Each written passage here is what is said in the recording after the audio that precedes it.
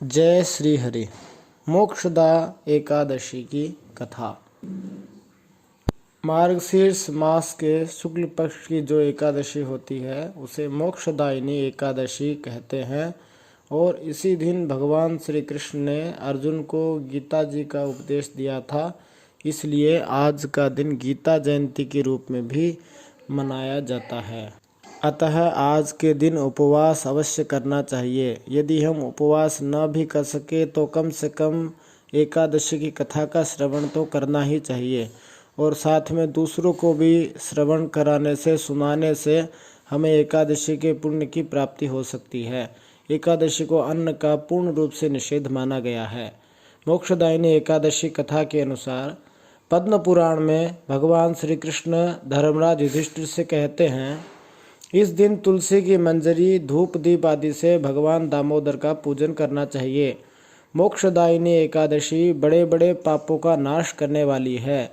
इस दिन उपवास रखकर श्री हरि के पावन नाम का संकीर्तन, भक्ति गीत, नृत्य करते हुए रात्रि में जागरण करना चाहिए।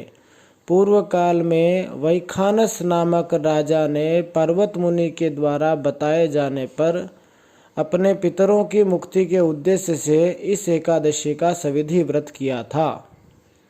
चंपा नगरी में एक प्रतापी राजा वैखानस रहा करते थे। उन्हें संपूर्ण वेदों का ज्ञान था। बहुत प्रतापी एवं धार्मिक राजा थे। इसी कारण प्रजा में भी खुशहाली थी।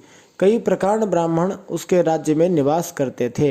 एक दिन राजा ने एक सपना देखा जिसमें उनके पिता नरक की यातनाएं झेलते दिखाई दिए। ऐसा सपना देखकर राजा बेचैन हो उठे। सुबह उठते ही उन्होंने सपने की बात अपनी पत्नी से बताई। राजा ने यह भी कहा इस दुख के कारण मेरा चित्त कहीं नहीं लग रहा, क्योंकि वे इस धरती पर संपूर्ण ऐशो आराम से हैं और उनके पिता कष्ट में हैं। पत्नी ने कहा, महाराज आपको आश्रम में जाना चाहिए। राजा आश्रम गए। वहाँ कई सिद्ध गुरु थे, सभी अपनी तपस्या में लीन थे। महाराज पर्वत मुनि के पास गए और उन्हें प्रणाम किया। उनके समीप बैठ गए। पर्वत मुनि ने मुस्कुराकर आने का कारण पूछा। राजा अत्यंत दुखी थे। उनकी आंखों से अश्रु की धार लग गई। तब पर्वत मुनि ने अपनी दिव्य दृष्टि से संपूर्ण सत्य देखा और राजा के सर पर हाथ रखा और यह भी कहा, तुम एक पुण्य आत्मा हो जो अपने पिता के दुख से इतने दुखी हो। तुम्हारे पिता को उनके कर्मों का फल मिल रहा है। उन्होंने तुम्हारी माता को तुम्हारी सौतेली माता के कारण बहुत यातनाएं दी। इसी कारण वे इस पाप के भागी बने और नरक भोग रहे हैं। राजा ने पर्वत मुनि से इस दुविधा के हल पूछने पर मुनि ने उन्हें मोक्षदायिनी एकादशी का व्रत पालन करने एवं इसका फल अपने पिता को देने को कहा।